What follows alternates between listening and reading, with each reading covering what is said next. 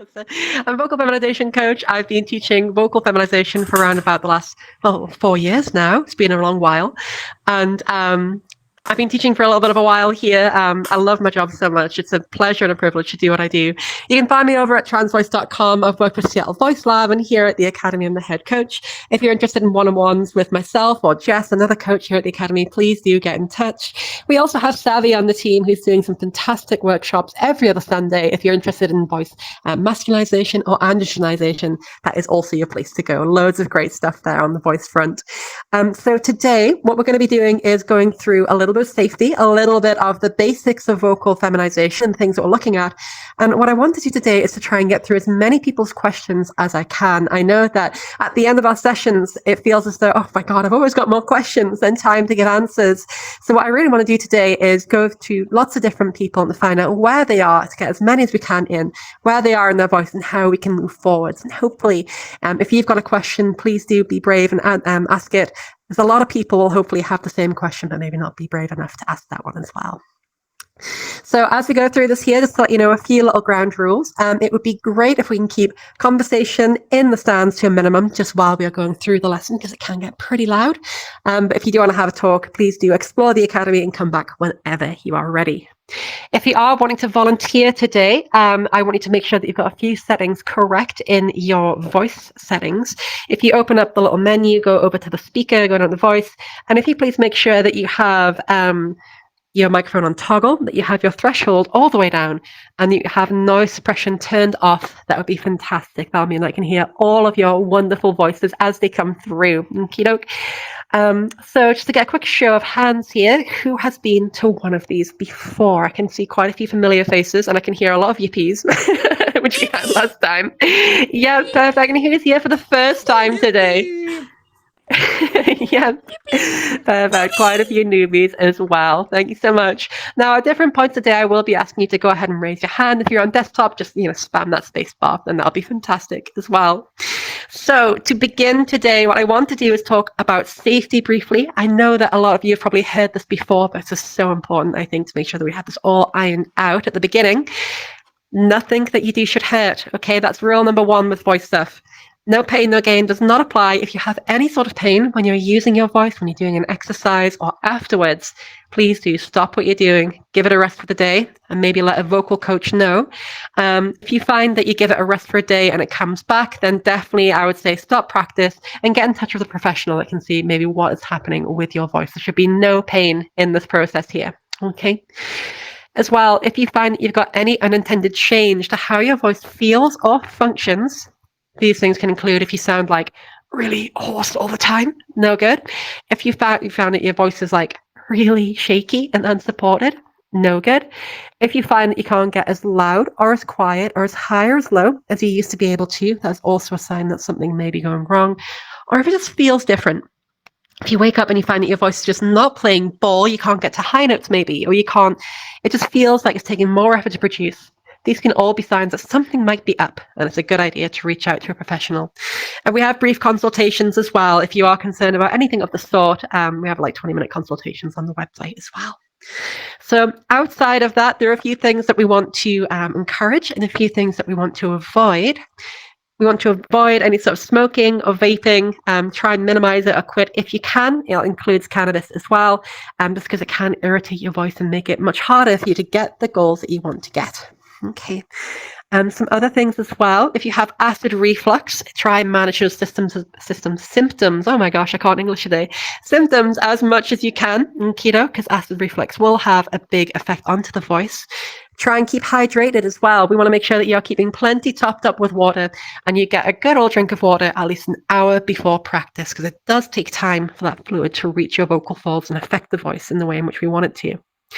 Especially if you're on Spiro, be very aware of what's happening with your water intake to make sure that you're nice and hydrated. Your voice will thank you for it. A warm cup of tea can really help as well to loosen everything up and get you to where you want to be. And I wouldn't recommend practicing when you're sick. If you're hungover at all, if that's what you drink, I wouldn't recommend practicing if you find that you've got a bit of a cough. Or, if it's first thing in the morning and you've got morning voice, best to go for a warm-up and to chill out for the first half an hour after waking up, and then get to practice a little bit later on. Okie doke. So with all of that said and done, I just want to have a quick show of hands to see if anyone has any questions about vocal health or safety, things that we're looking out for. You can go ahead and raise a hand or jump up and down. Hello, Sirius. What's your question? I've asked this before, but say you've got cough and symptoms from consistent allergies that there's not really much you can do anything about. Is that going to be dangerous, or is that just going to be kind of unpleasant? It's a risk factor. Whether it's going to cause you a vocal injury, I can't say. Coughing is quite traumatic to the vocal folds. If you have long periods of coughing, it can irritate your voice. It's a case-by-case basis. I can't give you like medical advice and a pass or a no either way. Yeah, I'd just be careful to look out for any other symptoms. You know, if you find that your voice is changing in any sort of way, if you find it's uncomfortable to use, that'd be something that you can look out for. I try to minimize your allergies as much as you can. I mean, I have had students that have had pretty bad seasonal allergies and have been able to use their voice year round, but pay attention to your body, I'd say, is the main thing. If you have a flare-up, maybe increase your practice. Oh, no. I used to be like that with cats. Yeah, I know.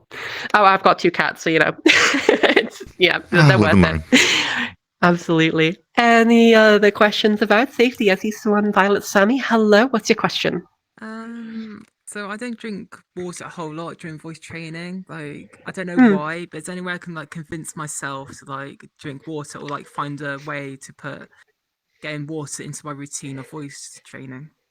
Yeah, totally. So I think that one thing that can really help, especially if you've got like ADHD, is just having a big old jug of water there handy. You know, having a big old cup that's easy to wash. It's just to be filled up, then you just have to take a sip of it as you go. That can be really good, rather than the act of getting up and going to the sink and all that stuff. You know, diluted juices can be great. So like Robinson's, fruit squash, that sort of stuff to be able to add a little bit of flavor in can be good. Mint water can be nice as well. There's lots of different ways you can spice it up, but I would say as long as you make sure that, you know, you're getting most of your water from pop or from like fizzy drinks, that's the main thing. But I hope that can help. Alarms are really good too as well. No problem. Any other questions about safety before we move on? Nope, I don't think so. Oh yes, hello. What's that? SXFS. Hello, what's your question? Is there anything I can buy, like a drop or like cough drop or something similar to make my throat like better or heal faster or something like that? Or like something to put in my mouth before like practice? Yeah. Do you have pain regularly? I mean, that kind of implies discomfort and pain outside of that. Is it something that you've struggled with on a chronic scale? What I'm talking about is like, for example, voice actors usually like put like a couple of drops of something to make their throat like not get dry and stuff when they're like about to do a voice session. Yeah, totally. What are those things? My favorite is like, my favorite is like honey and lemon tea. Honestly, that's my go-to. It's really, really good. I find that one really helps me out more than any other. It's like honey and lemon, can't go too wrong. And I'd stay away from milk as well, but there isn't anything too much that we can do outside of that. A nice warm drink, honey and lemon can help to open everything up and just soothe everything down a little bit. Totally. Okie doke. Any other safety questions before we move on? Nope, I think we're all right. Perfect. Rightio. Yeah, so what I want to do next is go into a little bit. You did miss one. You missed from Pagani. Oh, sorry. Hello. What's your question? Apologies. Would have. Oh my God, English. I have lung problems. Would that ever affect it? Absolutely. So lung problems, again, your individual case may vary, but a huge ingredient with our voice is the breath, is power. If you find that you have diminished lung capacity, it might be that you have to be a little bit more mindful about when you're breathing in, speaking in shorter phrases, and just making sure that you have plenty of air as you need it, as you explore your voice. SOVTEs can be really, really good. I don't think that this should inhibit you from being able to achieve your goals totally. It may be that things are a little bit more tricky with that use case, but you should be able to do things either way. If you can speak okay, all right at the minute, there's a little bit more air that we'll be using with vocal feminization. But I'd say just be really conscious about breathing in plenty. But I wouldn't worry about it too much, but always defer to your doctor or physician if you've got any, big health concerns about that as well. Pay attention to your body and just make sure that you're all clued up with your comfortability more than anything else. Thanks so much. Any other last minute questions just before we move on? Nope. And I also want to say to everybody on stream and here, thank you so much for your flexibility with the timing and the change in timing today. Daylight savings has caught me completely off guard, so apologies for that. I'm glad you can all be here with us. So what I want to do then is go through a little brief bit of theory, then I want to start getting into some of these questions and answers. And today I really want to get through as many questions as we can. So yes, let's talk a little bit about the big three things we have changing in voice. So vocal feminization is all about three main variables. We want to get control of these to be able to hear them really well within our own voice, and then we're going to be able to enact change with them as well.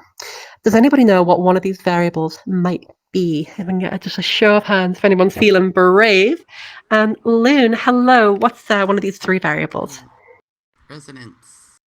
Resonance, absolutely, the big one first. Cool.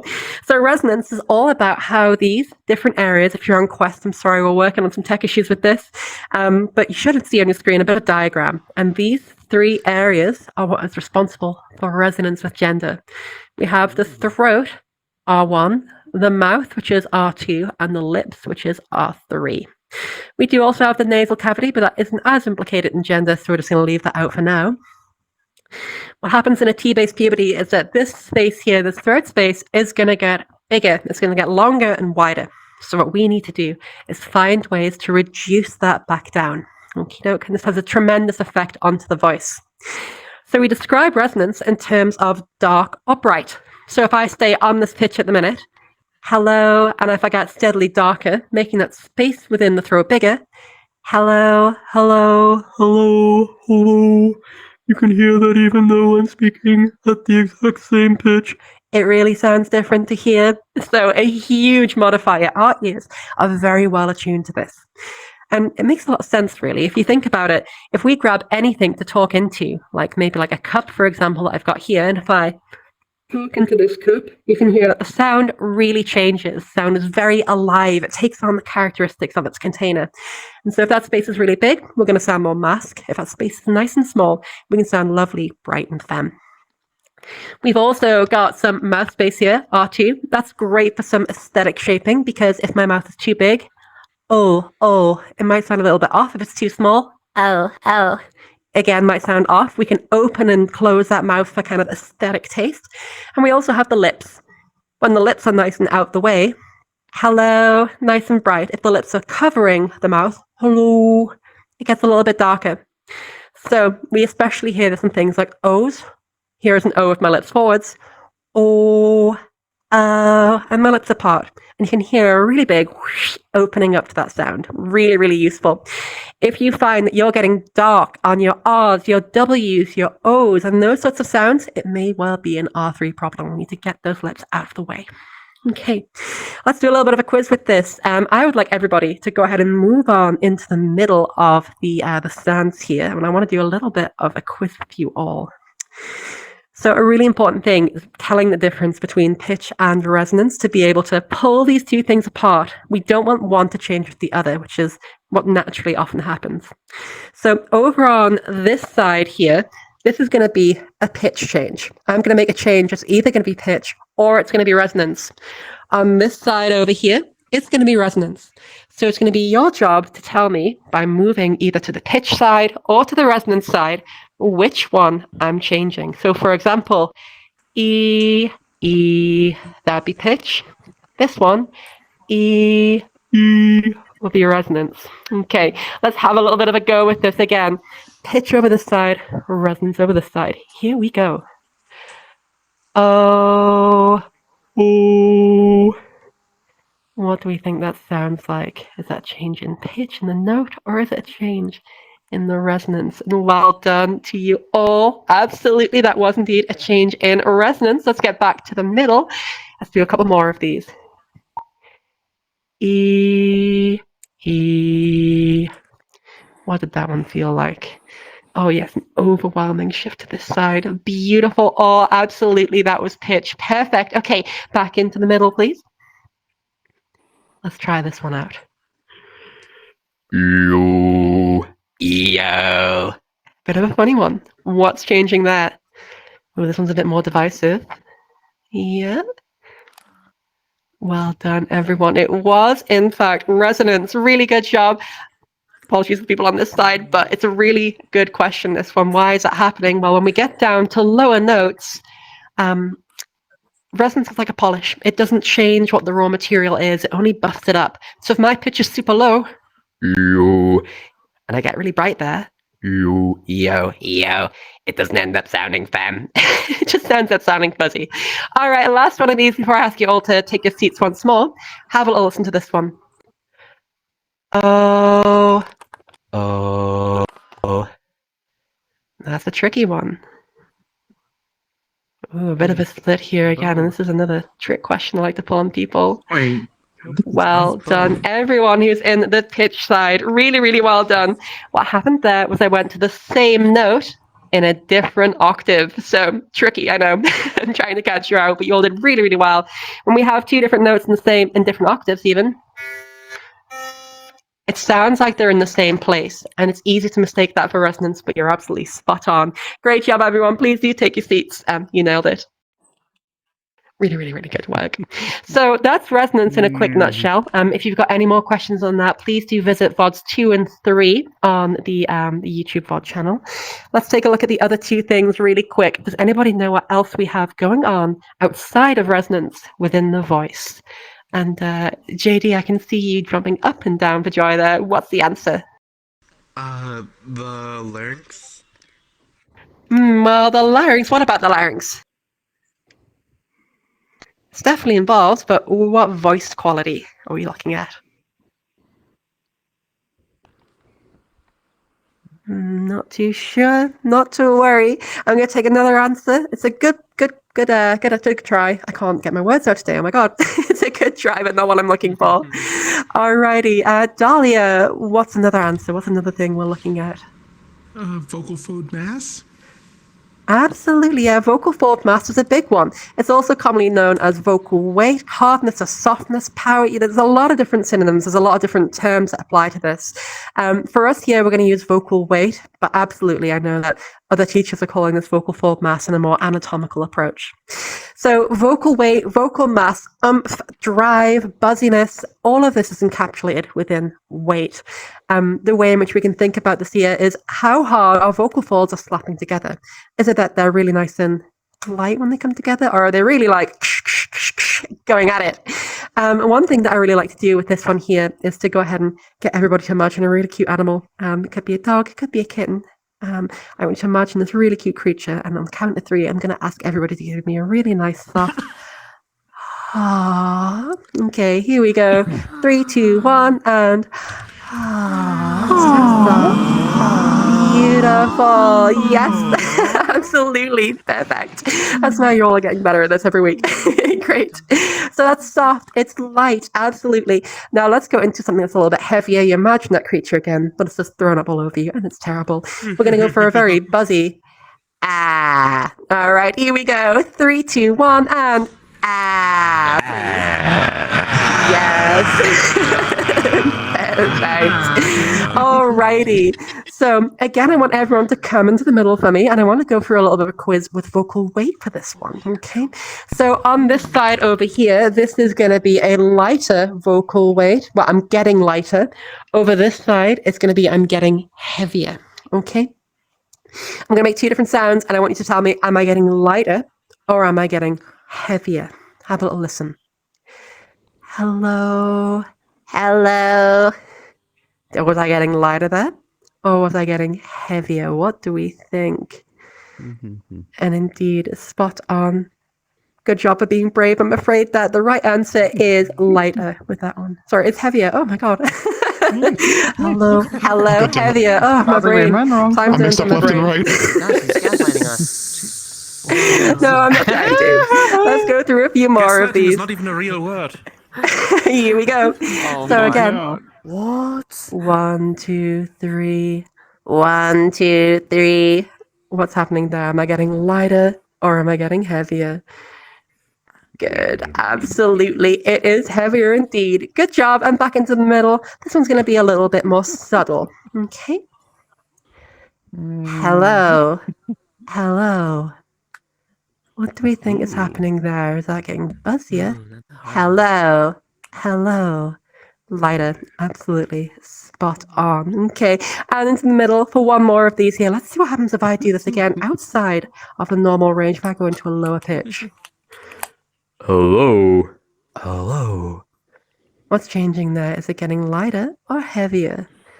Well done. Absolutely, everybody. Top marks. Ding, ding, ding.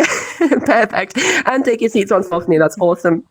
So, when we speak at lower pitches, if your voice is anything like mine was when I started, so right way down here, lower voices necessitate a heavier vocal weight to get moving, to be able to produce the sound. Lighter voices higher up. If your voice is higher up, you're gonna have an easier time with a light vocal weight, and vice versa. The things are paired. We want high voices to be nice and light. Our body wants low voices to be heavier to keep those vocal folds moving. And so, if you're a person that finds that your voice is in a place where it's nice and high up, but it's a little bit buzzy, it's kind of bright, but it's got this kind of this twang to it, it may well be vocal weight. That's the thing that you need to work on. Alrighty, so there's one more thing that I'm looking for. I'm just going to ask everybody to shout it out on the count of 3. Here we go. What's that final variable? 3, 2, 1. It is... pitch! Yes! Well done. Absolutely, it is pitch. Higher or lower, where we're going with it. Now, does anybody know a really good way that we can develop our control with our pitch? Please do raise your hand if you know any sort of exercise that is good for being able to develop our pitch. Or even a group of exercises. Anybody raise your hand, please? Hello there, Elle. What's the answer? I'm not really good at it, but I have heard some people use like a step-by-step thing where they go like, they start low at like 1 and then they increase to like a 10, but they're changing like each time. So it's I like that. 1, 2, 3, 4. I can't really do it though. I never practiced Totally, it. kind of like a 1, 2, 3, 4, 5, 6, 7. Yeah, that could absolutely work. That's a nice way that we can experiment with exactly it. that. Any exactly other that. ways? Beautiful. What are the things that people heard of? And then again, I want another hand up, please. And yes, Loon again. What's another answer? That's a really cool one. I like it. So I've done it where I go like if I'm starting from here, like 1, 2, 3, and I read like a phrase in this pitch. Gliding up and then keeping it monotone. Lovely. I'm loving this knowledge sharing. Does anybody else have any cool ways that we can modulate pitch and explore pitch? Absolutely spot on, though. Yes, serious. Hello, what's another way? You're not thinking of the whisper siren, are you? No, good question, though. The whisper siren is actually all about that's weight. resonance. So if we go... Or what? no, not quite. It's resonance. Numbers. So the whisper siren...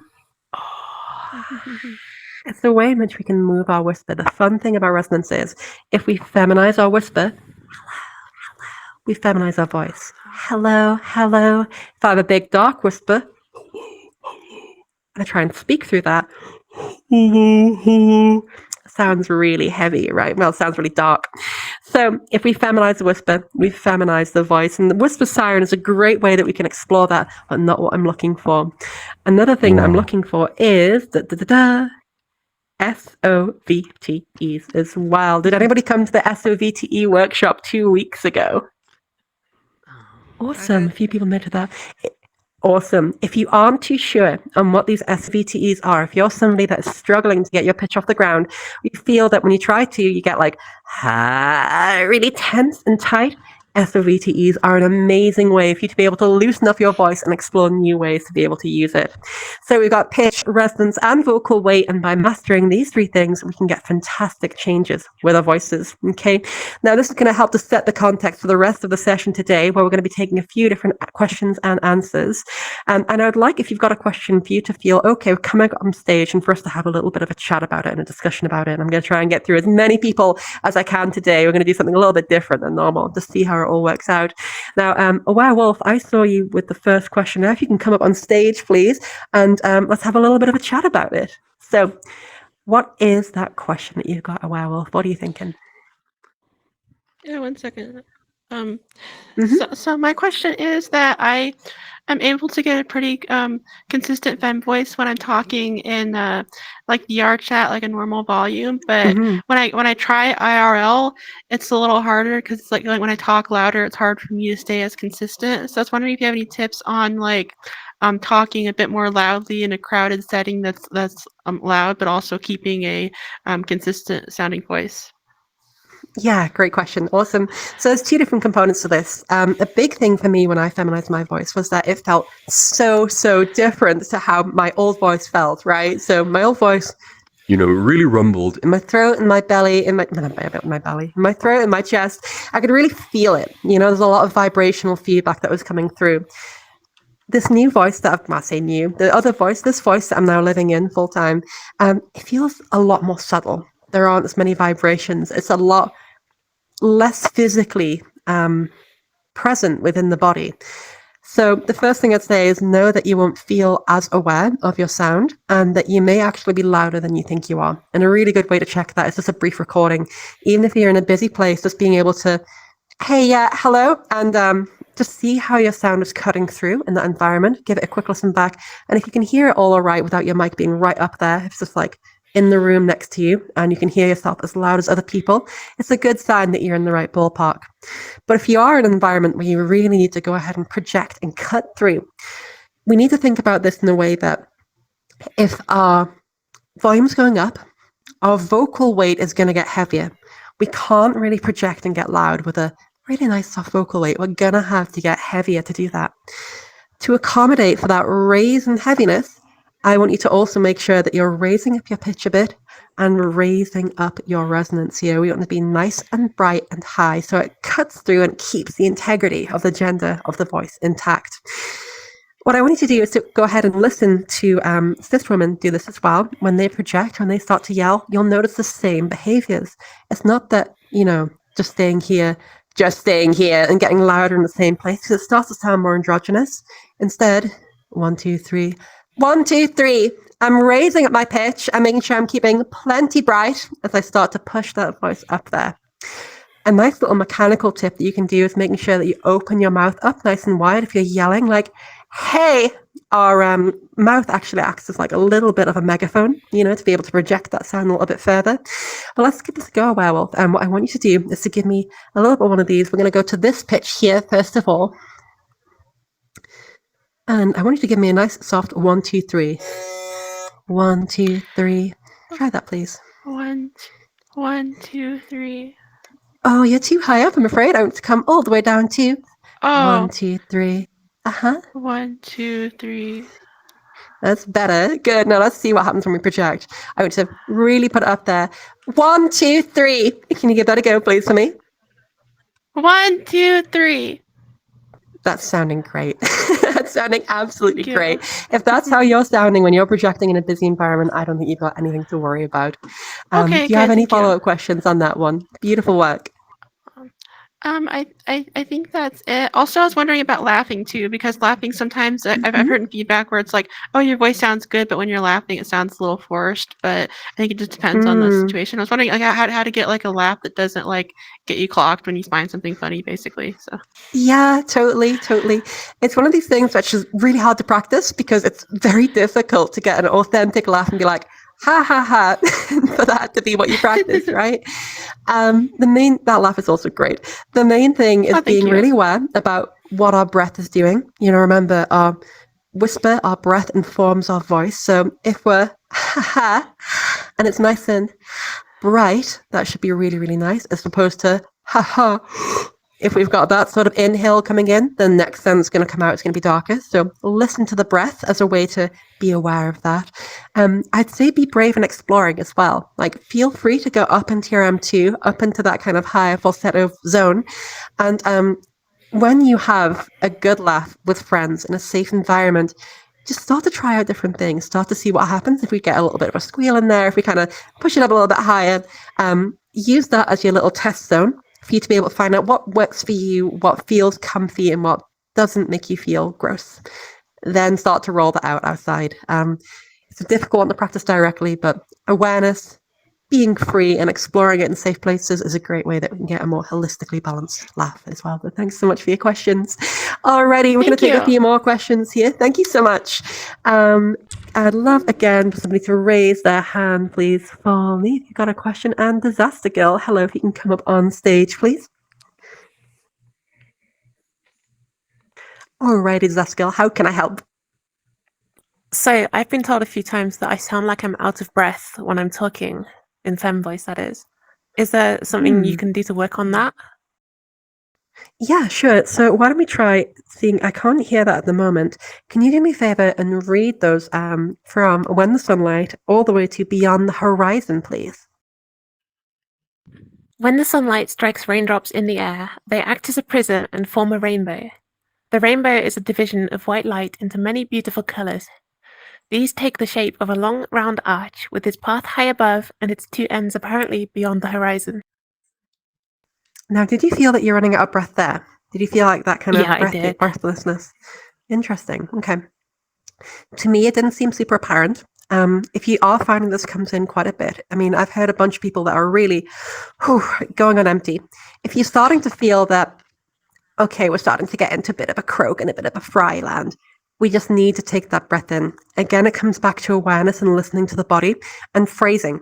So as we talk, it can be really, really easy to forget that actually we need to breathe in. There's no shame in it, but I want you to really just try and cut up your sentences a little bit more. Okay. As you do so as well, make sure that you're getting a nice big belly full of air, that your stomach is coming out, that you can feel the air filling up your lungs fully, and we're not just breathing in shallowly into our chest. Okay, I want to make sure that you're getting a nice old breath in so you can keep on talking. Okay, our stomach shouldn't be staying still, it should be coming out a little bit as we breathe in and steadily coming back in as we breathe out as well. So phrasing, awareness, when you start to feel that kind of croakiness coming in, pause, brief breath, and then go back into it. It's just really habit for that one. It's not, from what I heard there, the brief little snippet, a super present thing in your voice. Just keep an eye out for it, be more mindful of it, and that should hopefully help as well. Any other follow-up questions there, Disaster Girl? No, that's great. Thank you. Thank you so much indeed. Okie doke, going to take another one here. And I just want to check if we have any questions online at all, Shay. No, I don't see any online at this time. No problem. If you do have questions in the Discord or the Twitch, please do put them all in and we'll see them here as well. But Elle, if you've got a question. What's that, sorry? Girl? Someone keeps holding their hand up over here and they're not seeing. Bloody Pikachu, Oh, you have to jump up and down. Yeah, please, Pikachu. Yeah, just, if you've got quite a small Abby, please do jump up and down for me as well. Hi there, Elle. What's your question? Hello. So I've been struggling a bit with getting it to sound like mature. I feel like when I talk, like when I ask people, they say that it's okay. But when I talk, I feel like it sounds a bit forced and not really, I feel like it lacks the underlying maturity. Interesting. I don't feel that your voice seems super useful. Often when people have like a super youthful voice, they're going up too high and too bright. I would actually say that your voice is coming in like lower than mine, you know, like, you know, I'm kind of feeling that your voice is coming in somewhere around about here. I feel like we get a quick show of hands here. Be honest, everybody, if you can all come into the middle. On this side, can you please tell me in a moment after Elle's read something out, if you feel that the voice is on the youthful side, like too cutesy, too young, or if it's on the more kind of womanly, maturer side. What sort of age are you, Elle, if you don't mind me asking? I'm 16 years old. Cool. Okay. So on this side, if it feels not age appropriate for 16, on this side that it does, please, I would like you to go ahead and read through from When the Sunlight Strikes all the way to Beyond the Horizon, please. When you're ready, can you give that a go for me? When the sunlight strikes rainbows in the air, they act as a prism and form a rainbow. The rainbow is a division of white light into many beautiful colors. These take the shape of a long round arch with its path high above and its two ends apparently beyond the horizon. Beautiful work. I know where my vote would be, but if everybody can please go ahead and be honest and let me know where you think that voice would lie. Older. And I think, yep, I'm with the majority here as well, Al. I don't think that it sounds too cutesy. I think that this can be especially a thing when we change our voice quite a bit, that it feels really foreign, that it feels really new, that it feels like something's missing. I've had plenty of girls, make a consultation with myself who've been sounding fantastic, who have been getting she heard every day of the week. I've seen people who have been in voice communities. I've seen them be there for like years, like 4 or 5 years that they've been in there when they sound incredible and aren't getting misgendered, It's very easy for us to feel like there's a missing X factor because in the same way with FFS, where that's undoing the effects of a T-based puberty, but it doesn't give us a brand new face often, the same is true for the voice. We still have parts of our own intrinsic identity that are kind of like irrevocably wrapped up in ourselves, right? And that we can be expecting for some X factor, but it's like we can never quite put our finger on it. I don't think there's anything missing from your voice, Alan. I don't think as well that it's not age appropriate. I think that you're sounding fantastic. So that's my feedback. I think you're nailing it. Do you have any follow-up questions on that one as well? Someone came up on stage earlier to talk about they struggled with being like louder, like shouting, or just being more direct with people.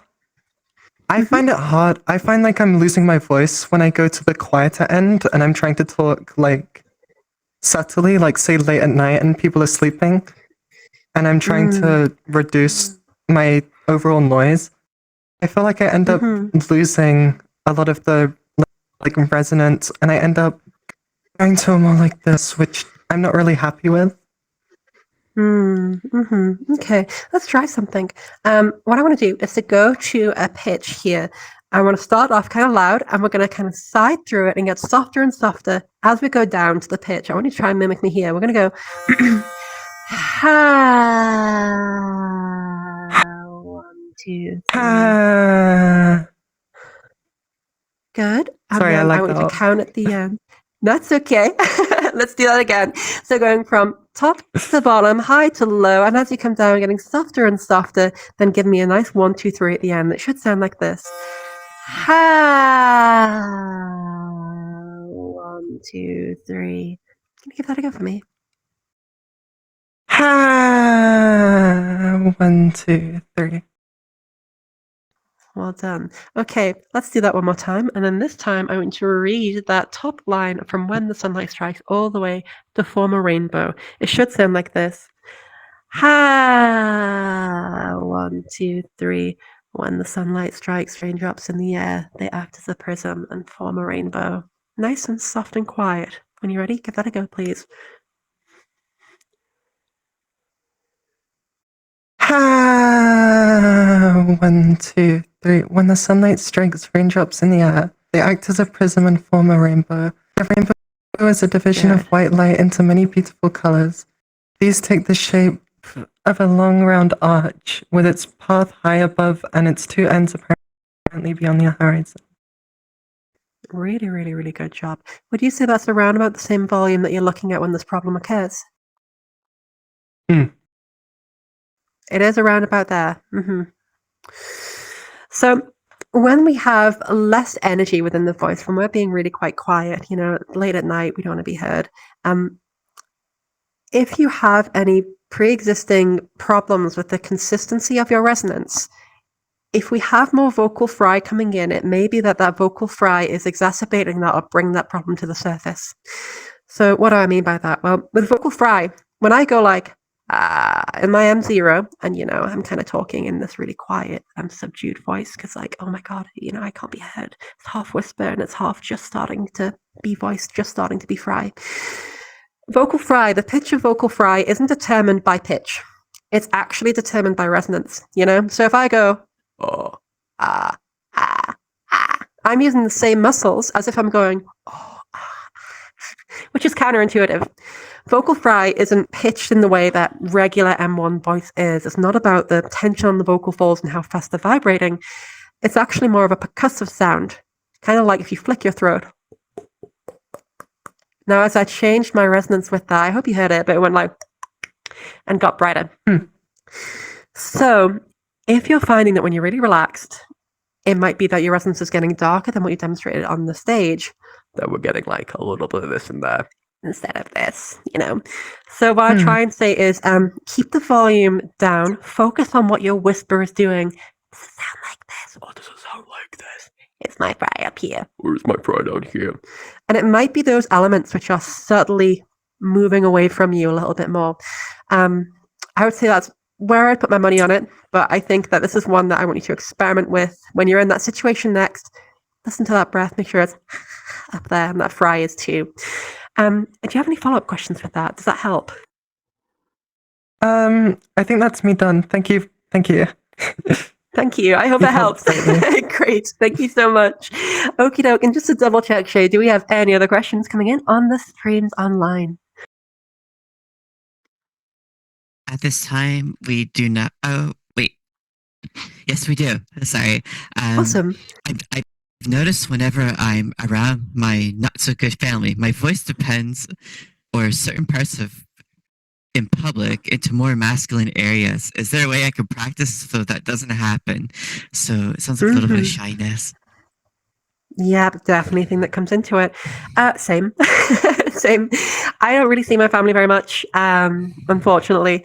You know, after transition, things kind of fell apart a little bit, and it's a tale that's too common. But because of that, when I went to go see, you know, my brother and sister after not seeing them for like 5 or 6 years or something daft like that, despite me doing this for a living, despite me, you know, using my voice every day and it's being part of me at this point, I still felt that, oh my God, it's slipping. Oh, geez, I was so nervous, you know, and so aware of the fact that these people knew me when I had a big old beard, and, you know, I sounded like completely different. So if it's that factor, it's understandable. It's part of us. Old circuits in the brain fire, and we can't do much to help that other than to try and be as objective as we can. When we're feeling shy or nervous, what can be really, really good is to take a little brief recording, sit on it for about an hour, listen back to it, or half an hour and listen back to it. It may well be very surprising that your voice is much more together than you thought it was. In the same way that you can be absolutely bricking it, giving a presentation, and everyone can be like, oh wow, you nailed it, like you seem like a natural. And it's like, I was screaming internally, you know? And when we feel like we're screaming internally, it's very stressful. It's really difficult to be objective. So I'd say record yourself, listen back, see what's happening there, and that can be a really, really big help, you know? Outside of that, some things that can give you comfort, safety, are having reset phrases. I really like to use, like whatever you find yourself defaulting to, practice that. Make sure that that's really nice, bright, high, and soft where I want it. And then, you know, if I'm feeling insecure and my voice is dripping, and get back there. It's more seamless transition without kind of announcing to the world, hey, I'm going back to my voice. And I hope both of those things help. Thanks so much for your question. Alrighty, so I want to take another question here. I'm going to go for this side. Does anybody have any questions that they'd like to come up on stage and discuss? Hello, right at the back there. Miss Aniku, Anike, please come on up. Thanks so much. So sorry for I've butchering heard the pronunciation of that. Oh no, Yep. that's fine. I've heard from other vocal people that do it that you can also Mhm. try to do something with the Adam's apple in your mouth. Like, what would you do with that? Yeah, sure. So, Adam's apple or Madam's apple, that laryngeal prominence, we all have one, cis, trans, masc, fem alike. It's just the different sizes. That little laryngeal prominence there, that little pointy bit, right about a little bit below that by about a centimeter and backwards by a few millimeters is where our vocal folds are housed. Okay. A really nice side effect of being able to use your resonance and control it is that when our resonance is down and dark, hello, We can really feel that go down. In fact, I would like everyone to do a little bit of an exercise with this. I would like you all to find your Madam Dabbles, please. Just find where they are living. Put your hand on them gently. Don't force it. Don't push it. Notice where it is. And then I want you all, on the count of 3, to have a really nice big yawn. And I want you to tell me, does it go down or up? First of all, let's get the yawn done. Here we go. 3, 2, 1, and...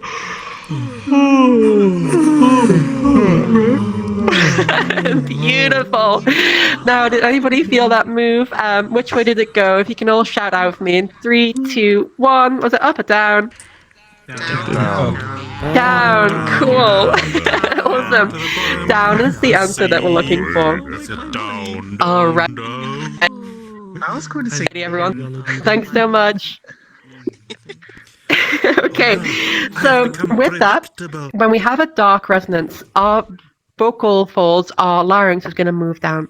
When we have a brighter resonance, that's going to move on upwards. So our whisper siren exercises, our big dog, small dog, our resonance scaling, with all of these, we'll notice that that larynx moves on upwards. So it's a lovely side effect of that. Really, though, I want you to, when you're practicing resonance and all that sort of stuff, focus on the sound first. Don't focus on what your anatomy is doing. Follow the sound and then notice the anatomy second. And that should really help because I don't want you forcing anything up there or trying to shove it away where it shouldn't go. Now, do you have any follow-up questions to that as well, Miss? No. Nope. No worries. Great question. Thank you so much. Okie doke. Let's go for a question on the edges over here. Does anybody? Yes. JD, if you can come on up. What's the question? I feel like whenever I speak in my fem voice, it comes off as too breathy. Okay, let's give it a go. I would like it if you could go ahead and read from When the Sunlight Strikes all the way to the end, please, JD. When the sunlight strikes raindrops in the air, they act as a prism and form a rainbow. The rainbow is a division of white light into many beautiful colors. These take the shape of a long round arc with its path high above, and its 2 ends apparently above the horizon. Okie doke. And was that in your target voice as well, JD, the voice that you've been practicing so far, just to double check? Huh? Oh, was that in your target voice and in the fem voice that you've been practicing as well, just to double check that I'm on the same page? Yeah. Cool. So with that, I feel as though that I'm not worried about breathiness at this point. When we're looking at vocal feminization or voice modulation in general, I want you all to think about this with like a plank of wood with a series of different nails at different heights, okay? It's tempting to want to get our pitch, our resonance, our breathiness, our vocal weight, our inflection, all these little things right first time. But I want you to start to conceptualize this as different nails. And at the minute, the nail that's sticking out to me the most isn't breathiness. It's going to be pitch. So for me, I really want to make sure that, first of all, our pitch is where we want it, kind of consistently above 130. We can have an average anywhere from 210 to 160, and there are even some voices that are lower, but it gets more tricky. I want to see if we can try and get that going first. So what I'd love for you to do, JD, is to go on ahead and to match me on this note. Can you try and match me here first of all?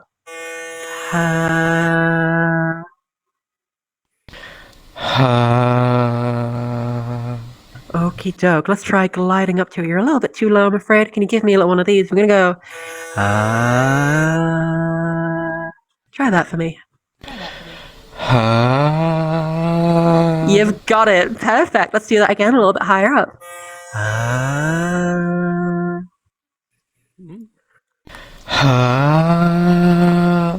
Well done. What about this one?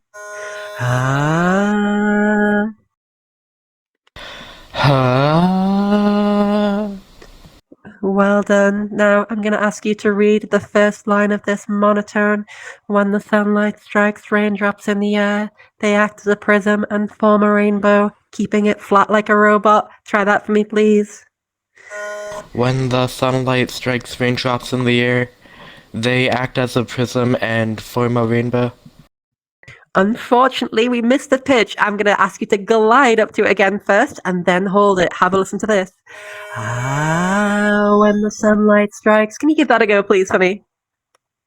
When the sunlight strikes raindrops in the air, they act as a prism and form a rainbow. Well done indeed. Okay, so what this is showing me is I'm not worried about your breathiness currently. You were able to get up there, but it felt as though there was this gravity that was like pulling you down as you started to keep on reading. Did you feel like, oh my gosh, this is a bit of a push to be able to stay up there? Well, I have asthma. I see. Okay, cool. What I'd recommend you to do is on a checklist of things, I want you to get your pitch matching to be more accurate without gliding on up. So a really good way to do this is to go ahead and install voice tools, go into the tone section, play a note, try and copy it, and see if you're higher or lower than you should be when you do so, and then try again. I would say try and get your pitch matching down anywhere between a C3 and up to around about a B3 or an A3. Then I would practice with SOVTEs for around about 10 minutes a day. Look back at the last workshop that I did 2 weeks ago on the VODs for help with that. And you should start to be able to build up resilience and to be able to integrate the problems that you've got with asthma into finding better solutions to be able to sustain your voice without having to feel like, I'm running out of air, I'm running out of gas. After you've done that, try speaking up there and being able to use, again, a tool like voice tools to be able to see where is your pitch going, and then can you see if you can set it within a certain range. I would maybe go for a floor of 120 and highs of around about 200 to start, and you can change that within the settings. You can put a turn off show gender markers, turn on show target, put in that target, and you've got a lovely green bar on your app to speak within. Once you feel that you have that more consistently, then I would move on to starting to work with resonance. And after all of that, that's when I would take a look at breathiness. Breathiness can sometimes come on in as a side effect of trying something new. When we're trying to get a better resonance, I've seen people get too breathy. I've seen people get too heavy in their vocal weight. Right? I find that the order of operation should be get your pitch where you want it to be, then your resonance, adjust vocal weight, and then breathiness or non-breathiness on top of that as a final thing. As the different nails on the board, that one's low on a priority list for now. But lots of exciting things going forward for you, JD, and I'm really excited to see where you go with it. Do you have any follow-up questions onto that I can help you with? No, thank you. Thank you so much. Awesome. Okay. And I want to take someone from the middle here. Hi, Pikachu. If you can come on up, please. Sorry, I missed you before. What's your question, please? That's okay. So it's about a comment made about not your voice using a lighter, but I know some trans girls in real life, and one thing they told me to practice is going from your chest voice to a neck voice to a head voice, and it's gone to the right now. Whenever I speak, it feels like my teeth are buzzing and my nose is also buzzing. Yeah. So it's kind of when you say you barely feel it, and I did post a clip in the voice training exercise channel, and one feedback I got is I might be using too strong of a muscle fold, or I'm too powerful. Is that kind of related, or? Great question. I'm really glad you've asked this one. So this is something I see all the time. A lot of people, in the voice femme community, in the trans voice community, but also speech and language pathologists, vocal coaches, professionals, have been hung up on this idea of moving the vibrations.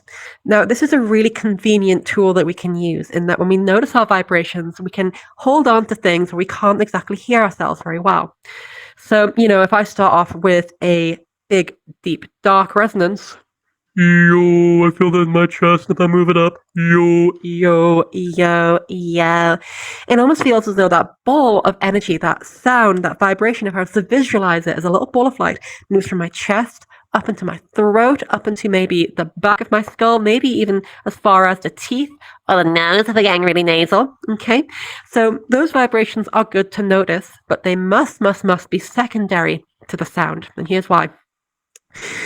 A lot of us hear, push the vibrations up. When you feel the vibrations on your lips, on your teeth, at the front of your mouth, you're doing it right. Well, it may well be that your resonance is good, but the things that affect vibration as well are pitch and vocal weight. If our pitch is lower, I can really feel that. If my vocal weight is heavy, I can really feel those vibrations again, okay? So vibrations, the degree to which we feel them is dictated by a combination of vocal weight and pitch. Where we feel them, and also a bit of the degree of how much we feel them, is dictated largely by resonance. So I think that if you're feeling that it's actually really buzzy, listen back to yourself and experiment with having a lighter vocal weight.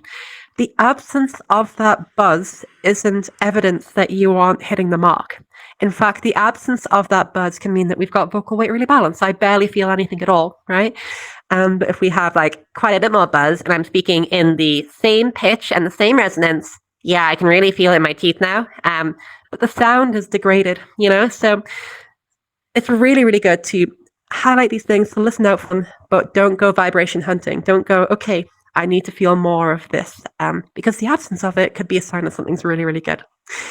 I hope that helps. Any follow-up questions with that one there, Pikachu?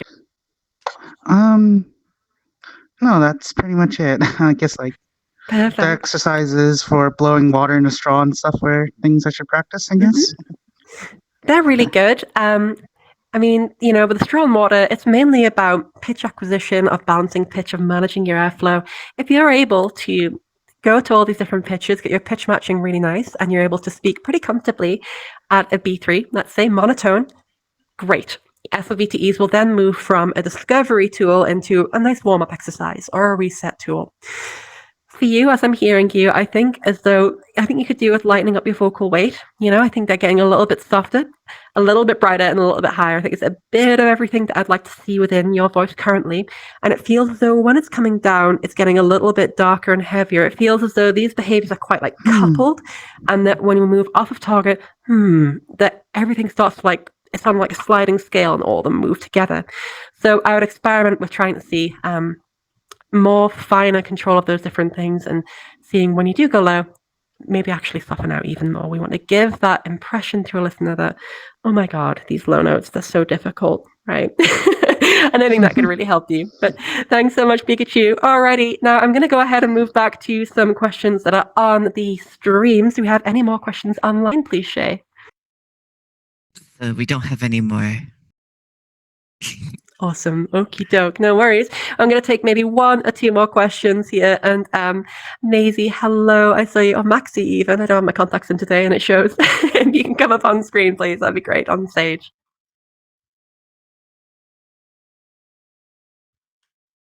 I always found it so mental how, you know, if you got bad eyes, I really assumed that in VR you'd be able to see everything because the screens are right close to your face. But no, I'm blind here too. Hi, Maxie. So what's your question, please? I'm just looking for voice training techniques that I could do like when because I'm usually pretty busy in like short periods of time, like when I'm in the shower or something. Sure. So it depends on your goals, really. Have you done much practice with what we demonstrated before with trying to match different pitches? And if so, how has that been going for you? I've tried it here and there. Just regular voice training exercises that I was taught. Mainly not matching pitches, but trying to it's learning the different tones and stuff. Like pat that cat is. Do you know that exercise? Because that's what I was taught here last week. And it's essentially where you would say pat that cat in different tones, going up, I believe it was, or going down. And you try to speak in that tone and stuff. My voice training techniques have been helping a little bit. Yeah. Tell me about some of your techniques and why you've been using them so far. One of the voice training technique I do multiple different kinds so far. I've one of my friends taught me a dog panting one where I have to go from like sounding like a big dog to like a small chihuahua kind of dog. And then there's another very complicated one that I learned from a YouTube video. I've been doing them because it has made a change in my voice, and it's slowly, progressively starting to go where I need it to go. Okay. So let's talk about that big dog, small dog exercise. What have you noticed be the change in your voice as a result of performing that exercise? I'm able to like go from a less masculine voice. It's still a little masculine, but it's not like what it used to be, and it's slowly starting to go more feminine. Sure. I don't Thank you know so much. really what exercise is causing what change, though. That's what I'm looking at, Maxi. Thank you so much. So the reason I've asked these questions and kind of exploring this is the first question was, what sort of exercises can I do, rather than how can I solve this problem? So exercises are very much like tools. They can really, really help us to be able to discover new things, to be able to explore different sensations and voice qualities within the voice, and to be able to get more discrete control, for example, separating pitch from resonance or pitch from vocal weight, etc. What I feel that you're falling into, unfortunately, is a bit of a trap, but it's totally understandable. I see it all the time, is that these exercises aren't really, by repeating them without thinking about them, it defeats the purpose of them somewhat. The purpose of these exercises is less to go into like a vocal gym and to do 100 vocal chest presses and then 100 vocal curls, etc., to be able to strengthen the voice muscles. Instead, it's more about a little dance that you're doing to be able to access something new, or to be able to integrate something into your voice with a reason why. So I would advise anybody who is, I've tried this exercise, I've tried that exercise, but I feel like my voice is in the same place. It's not passively propelling me forwards, and that's understandable. So what I'd like you to do, Maxi, is to try to refine your scope, your kind of relationship with these exercises, to be that these are tools to solve specific problems. For example, if you have problems with pitch matching, SOVTEs can be great. If you have problem with producing those higher pitches, SOVTEs are great. If you have problem with getting bright enough, big dog, small dog, as you said, beautiful for that. If you have problem with consistency and staying in the voice is where you want it to be, there is no exercise for that. It's just about resetting and getting back to it and listening to our body. So rather than give you something new to try, I'd encourage you to try and see if you can get through a series of objectives with your voice to see, just as we talked about earlier, can I match these notes right away? Can I speak at this note consistently? Can I speak within these pitches? That's our first kind of group of objectives with pitch. Then, can I do all those things with a nice light vocal weight without squeezing? Great.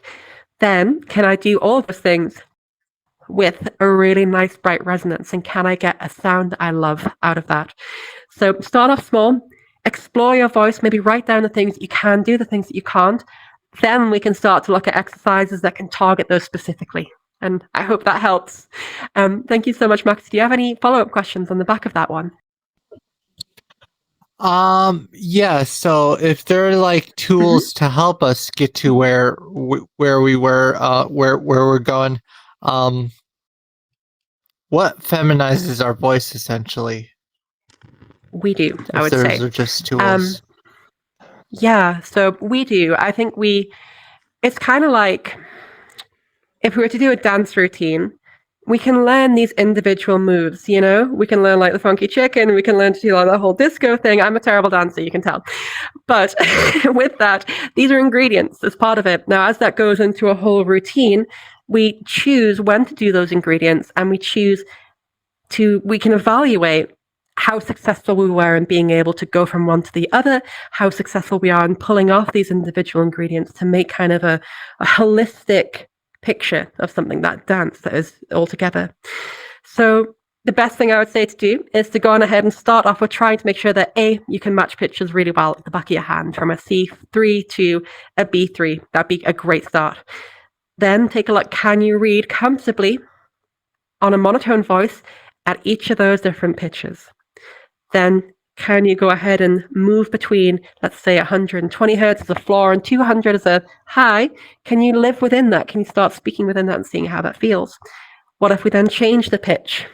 So explore pitch first, then start to do all of that stuff with a nice soft vocal weight.